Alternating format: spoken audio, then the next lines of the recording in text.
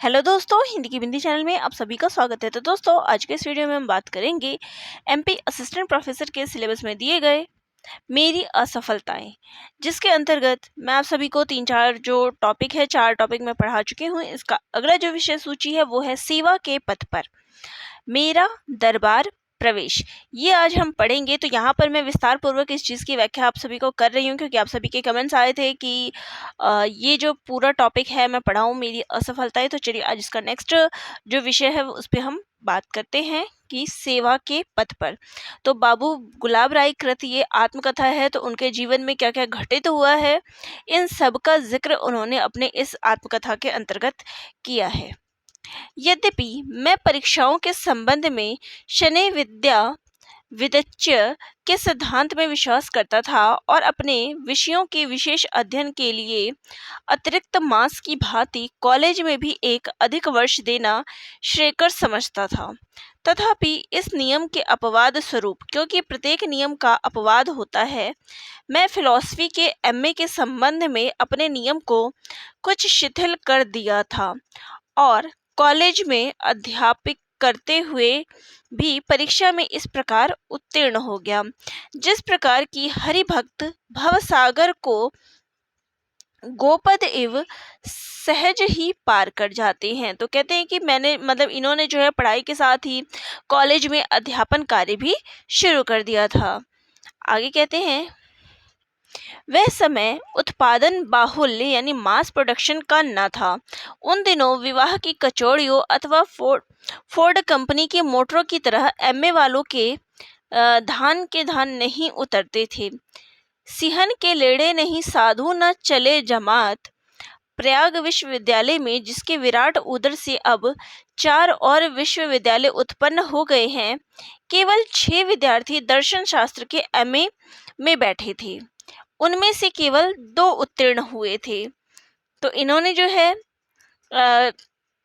यहाँ पे जो है इन्होंने प्रयाग विश्वविद्यालय से अपना मास्टर्स जो है एमए जो है कंप्लीट किया था। तो बता रहे हैं कि वहाँ पर दर्शन शास्त्र में 6 विद्यार्थी थे, जिसमें से 2 ही केवल उत्तीर्ण थे।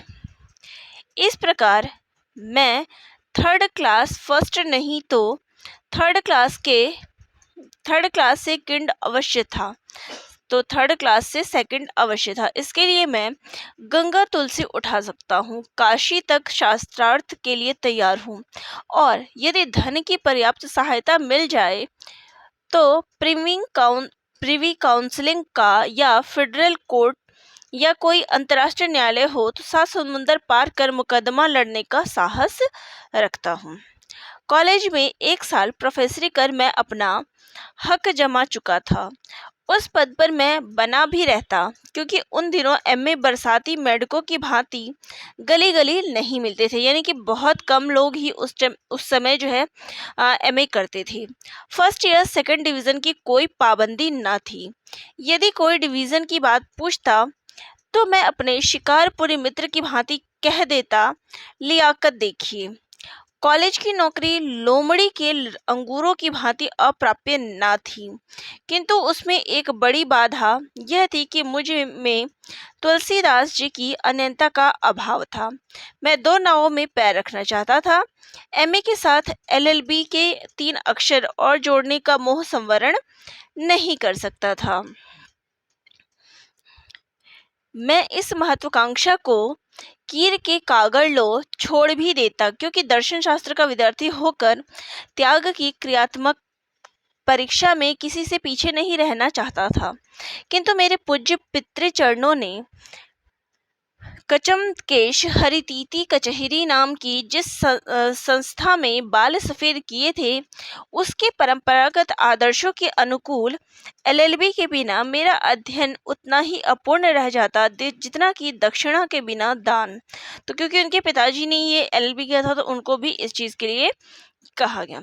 एमए के चक्कर में मेरा कानूनी नैया डूब चुकी थी। परमात्मा भी मेरा बेड़ा पार न लगा सका। मैं प्रीवियस में फेल होने का अस्पृह गणनीय गौरव प्राप्त कर चुका था। इसका इम्तिहान तो बिना कॉलेज अटेंड किए लेक्चर तो मैं पहले भी अटेंड नहीं करता था। तो इसका जो इम्तहान था बिना कॉलेज अटेंड किए ही दे सकता था। सेंट जॉन्स कॉलेज के अधिकारी वर्ग ईसाई होने के कारण बाइगेमी यानी दो विवाहों की प्रथा के खिलाफ थे। उनकी दृष्टि में दर्शन शास्त्र के प्रोफेसर के लिए कानून की घोर दृष्टिपात करना उतना ही पाप था जितना कि एक स्त्री के होते हुए दूसरा विवाह करना। अतएव सेंट जॉन्स कॉलेज ने से मुझे विदा लेनी पड़ी। 1 साल के अनुभवी कानूनी विद्यार्थी बेकार कम बैठा करते हैं। कानून का पास करना तब और शायद अब भी अन्य उपासना का विषय नहीं समझा जाता था। दूसरी साल पास तो हो जाएंगे, बासी में क्या खुदा का साझा, फिर स्वावलंबी होने का सुख और गौरव क्यों छोड़ा जाए। तो इन्होंने जो है दोनों ही पढ़ाई जो है करी। कानून के विद्यार्थी दूसरों की वकालत करना अपना न्यायसिद्ध अधिकार समझते हैं। फिर भस्मासुर की भांति इस अधिकार को भोलानाथ का सदृश कानून के वयोवृद्ध गुरुदेव श्री नीलमणि दर पर क्यों ना आजमाया जाए। आगे है, उस स्वतंत्रता के युग में विद्यार्थीगण हाजिरी के मामले में सत्य के साक्षात अवतार अदालती गवाह से जो सत्य, पूर्ण सत्य और सत्य के अतिरिक्त और कुछ नहीं बोलते, कम सत्यपरायण नहीं होते थे। जिस रोज फीस दी जाती थी उसी रोज रजिस्टर में नमा लिखा जाता था। मुझ जैसे आलस्य भक्ति विद्यार्थी जो गप्पों में रमजाना ही अपने जीवन का परम लक्ष्य समझते थे, 20 तारीख से पहले फीस नहीं देते थे, क्योंकि यह वही फीस दाखिल करने की अंतिम तिथि थी। तो ये फीस हमेशा कब देते थे, तो अंतिम तिथि पर देते थे।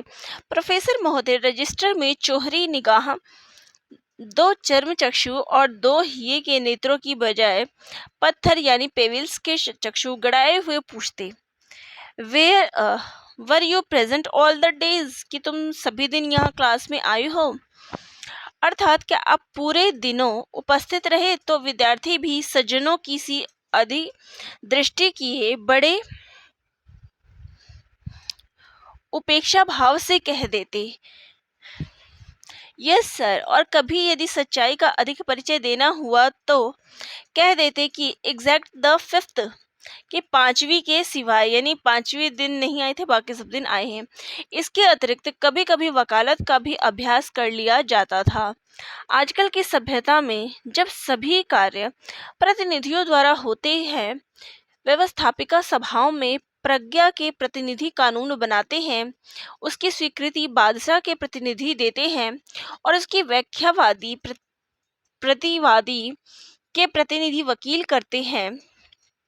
हिंदुओं में विवाह जैसे उत्तरदायित्वपूर्ण अवसर पर किए हुए जीवन भर पाले जाने वाले वायदों से लगाकर जन्म मरण संबंधी सभी संस्कार पूर्णियों से हित रखने की वाले पुरोहित ही करते हैं। अंग्रेज लोग हाथों से न खाकर उनके प्रतिनिधि छुरी कांटों द्वारा ही भोजन अपने गले के नीचे उतारते हैं। ईसाई धर्म में पापों का द्वंद भी मानवता के प्रतिनिधि ईसा मसीह को मिला। तब बेचारी कानून की अक्षर में हाजिरी की क्या बात, वहां भी प्रोक्सी क्यों ना हो। कानून में तो प्रोक्सियों का ही खेल ठहरा।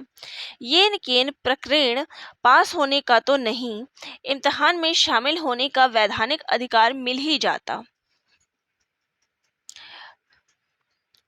कानून महासागर के में उत्तीर्ण होने के लिए साय प्रातः भक्ति पूर्वक शीन्स गाइड का पाठ करना सत्यनारायण की कथा से भी सुलभ उपाय था। उनके पाठ से परीक्षार्थी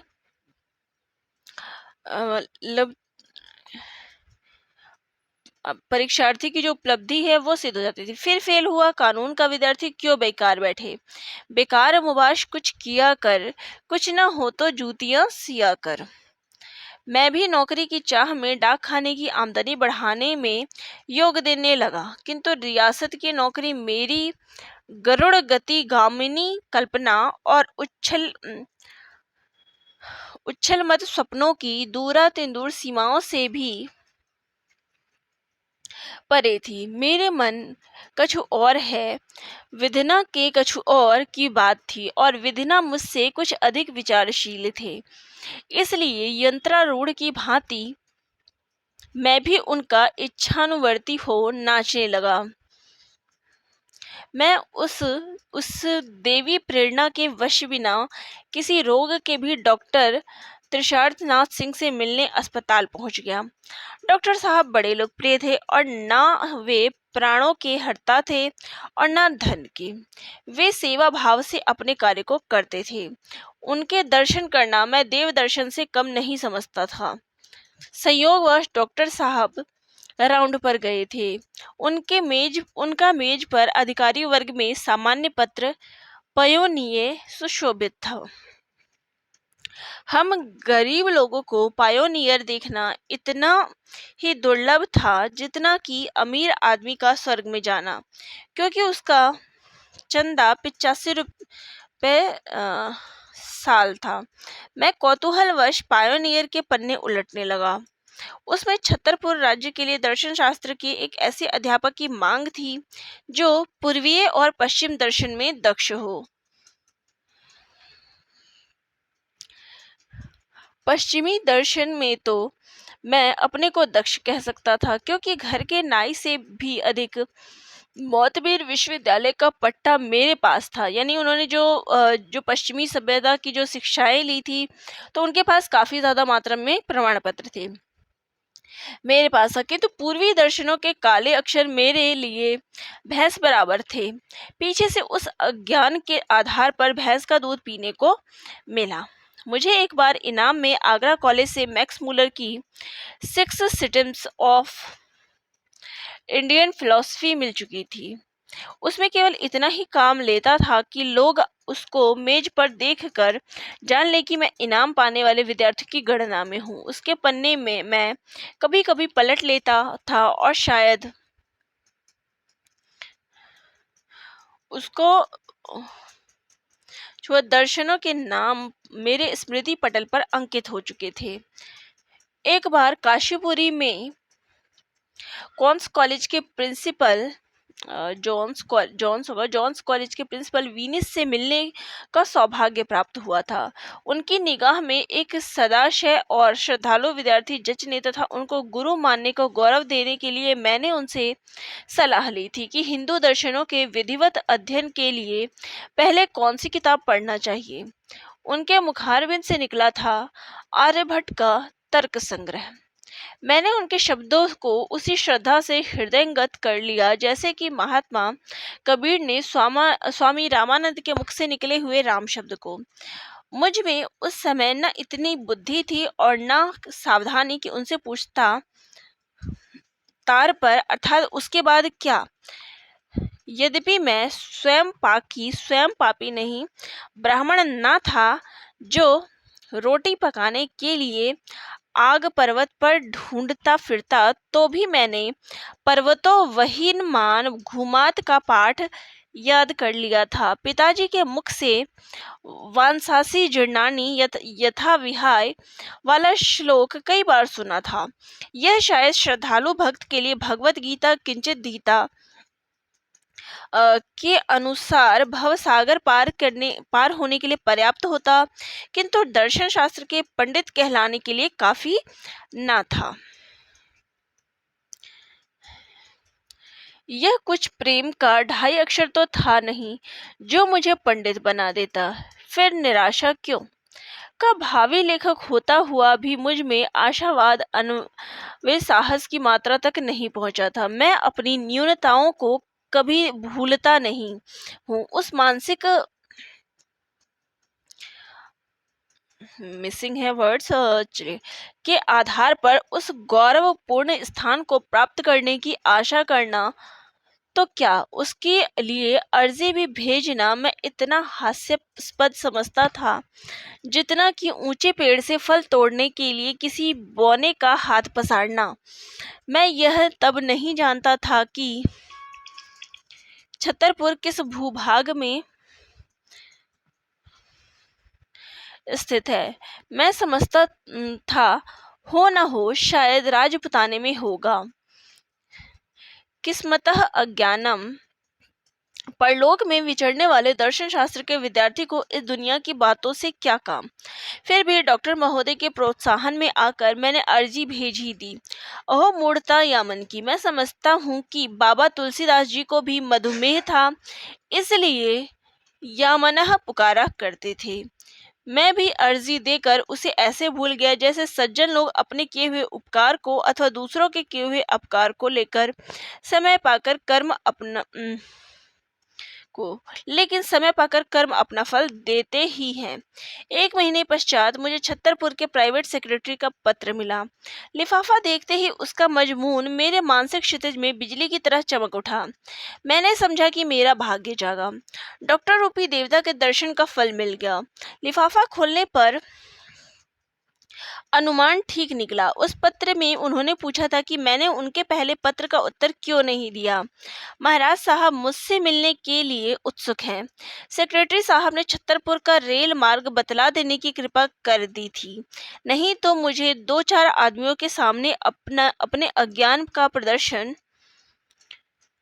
करना पड़ता। संभव है कि उन्होंने उल्लिखित पहला पत्र लिखा हो, और ऐसा भी संभव हो सकता है कि जैसा पीछा से मैं स्वयं प्राइवेट सेक्रेटरी होकर करने लग गया था, कि यदि महाराज साहब किसी मुझ जैसे 3rd क्लास आदमी को बुलाने के लिए कहते तो मैं उनकी आज्ञा की अवहेलना कर जाता और महाराज के दोबारा कहने पर ही पत्र लिखता। महाराज साहब को दिखाने को उसमें संकल्पित या कल्पित पहले पत्र का उल्लेख कर देता। छतरपुर जाने की तैयारी होने लगी। मेरे पितृदेव ने मेरे भविष्य को दैदीप्यमान देखने की शुभाकांक्षा से मेरी तैयारी में खूब दिलचस्पी ली। उन्होंने एक रियासती सज्जन से पूछा कि मेरे लिए कुछ हिदायतें लिख दी। उन्होंने मुझे वेद वाक्यों से भी अधिक महत्व देना पड़ा। वेशभूषा और ठाट बाट के ऊपर भी एक बड़ा नोट था। अचकन और चूड़ीदार पाजामा के अतिरिक्त उसमें चांदी की मूठ की छड़ी और पंप शू पहनने तथा साफा बांधने की हिदायत भी दी थी। बिना नौकरी के बंधन में पड़े मैंने साफा बांधना तो कष्टकर समझा, किंतु पंप शू अवश्य खरीद लिया। सादा जीवन तथा मितव्ययिता के निरंतर उपदिष्टा मेरे पूज्य पितृदेव ने पेटेंट लेदर के पंप शू खरीदने की सहर्ष अनुमति दे दी।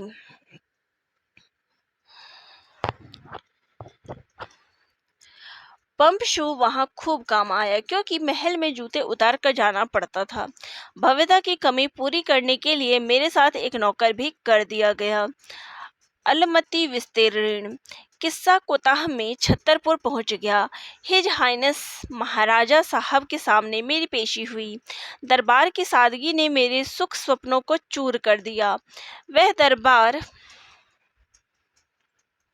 राजर्षियों का सा था। फर्रुखाबादी छपे हुए चंदेवों के नीचे महाराज की आराम कुर्सी थी। दाईं ओर 2 पटों पर 2 भव्य मूर्तियां विराजमान थी। उनमें एक महाराष्ट्र शास्त्री जी थे, तो जो वशिष्ठोपम दिखाई देते थे। दूसरे थे कृषितनु, लंबे शरीर वाले एक साधु, जिनके शरीर की लंबाई उनकी कृषता को बढ़ाकर उनके तपोधन होने का आभास दे रही थी। उनके लंबे शरीर के अनुकूल उनकी धवल प्रलंबन माना दाढ़ी भी थी, जो उनको विश्वामित्र की अनुरूपता प्रदान कर रही थी। पास ही एक छोटी थाली में 4-5 छोटी कटोरियों में लवंग आदि पान की सहकारी खाद्य वस्तुएं रखी थी।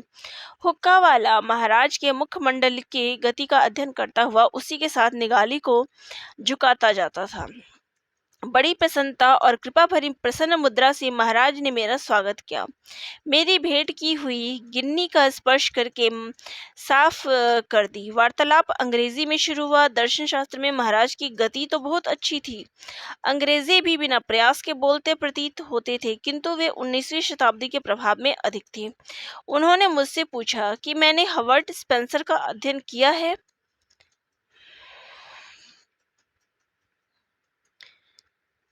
मैंने नम्रतापूर्वक कहा कि इस 20वीं शताब्दी में उनका अधिक मान नहीं है। उनकी द्विविध मृत्यु हो चुकी है, भौतिक भी और यश संबंधी भी। उनका यशः शरीर मरा नहीं है तो जराग्रस्त अवश्य हो गया है। महाराज ने बड़े आश्चर्य की मुद्रा धारण कर मुझसे पूछा कि बिना हर्बर्ट स्पेंसर के पढ़े एमए कैसे हो गए। मैंने कहा कि इस संसार में हर्बर्ट स्पेंसर से अधिक महत्व के कई दार्शनिक हुए हैं। महाराज ने पूछा कि मैं किस दर्शन का अनुयायी हूँ। मैंने रोप जमाने के लिए प्रैग्मेटिज्म का नाम ले दिया।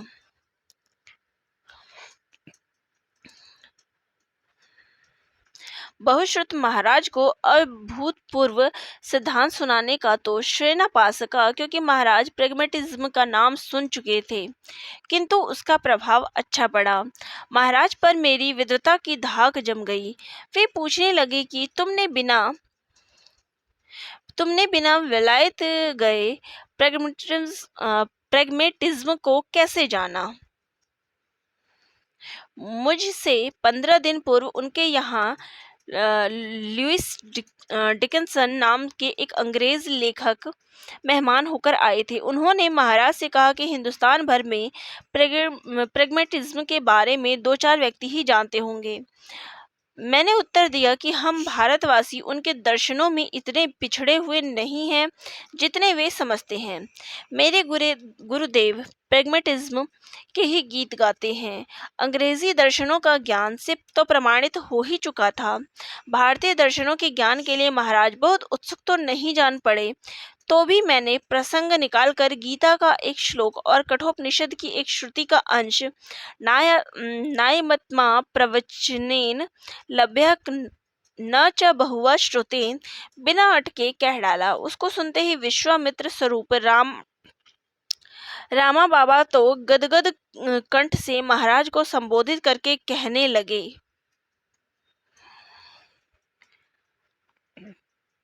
दयाल जी तो संस्कृत हूँ जानत है। शास्त्री जी ने धीरे से कहा, बड़े आज की बुद्धि के मालूम पड़ते हैं। शास्त्री जी ने इतनी कृपा की कि उन्होंने मुझसे संस्कृत बोलना नहीं शुरू किया। ना तो कोई शास्त्रीय प्रश्न पूछा, नहीं तो कलई खुल जाती। उनको शायद इतनी ही बात पर संतोष हो गया कि अंग्रेजी पढ़ा इतनी आस्तिक बुद्धि रखता है। महाराज ने मुझको पान दिए। मेरे पिताजी के मित्र ने मुझे सब हिदायतों के साथ यही नहीं बतलाया था कि जब पान मिले तब उसे उठने का संकेत समझना। मैंने उस साधारण शिष्टाचार समझा और बैठा रहा। फिर शास्त्री जी मेरी अज्ञता पर बड़प्पन के साथ मुस्कुराते हुए कहने लगे कि महाराज आपको कल फिर बुलाएंगे। इस संकेत को समझ गया और सभा को महाराज में जानकर जोरी जुग पाणी सबको प्रणाम कर विजय गर्व से प्रसन्न मुख अपने वास स्थान में आ गया। मैं अपनी समझ से अग्नि परीक्षा में तो खड़ा उतरा, किंतु नौकरी का भाव ताव किसी से नहीं किया। हाँ, मुझे राज मेहमान होने का गौरव प्राप्त हो गया। सम्मानित व्यक्तियों की लाग सीधा जो एक पहलवान के लिए पर्याप्त होती मुझे मिलने लगी। महीने भर बाद फिर उन्हीं शास्त्री जी की मध्यस्थता में मेरी नियुक्ति हो गई। तो यहाँ पे उनकी जो शुरुआत हम कह सकते हैं कि किस प्रकार उन्होंने शिक्षा में अपनी शुरुआत की, पढ़ाई किस प्रकार से मास्टर्स जो था एमए उन्होंने किस प्रकार दर्शन शास्त्र में किया, अंग्रेजी शास्त्र में उनका किस प्रकार का रहा, इसके बाद वो नौकरी के लिए किस प्रकार से घर से विदा हुए, इन सभी का जिक्र जो है आपने इसमें पढ़ा। और अगले टॉपिक में हम जानेंगे इसके अगली जो है सेवा धर्म परम गहनो योगी नाम ये गम्य, यानी छतरपुर में जब वो उन्होंने यहाँ पे आपने देखा कि छतरपुर में वो गए, वहाँ पे उन्होंने अपना काम जो है स्टार्ट किया। तो अगले में आप पढ़ेंगे कि छतरपुर में उनके 18 वर्ष किस प्रकार से बीते। तो ठीक है, जो चलिए आज का टॉपिक मैं यहीं पे ख़त्म करती हूँ और नेक्स्ट टॉपिक में नेक्स्ट टॉपिक पे बात करेंगे। चलिए, वीडियो अच्छी लगी हो, आपको कोई डाउट हो तो कमेंट बॉक्स में कमेंट कर दीजिएगा। धन्यवाद।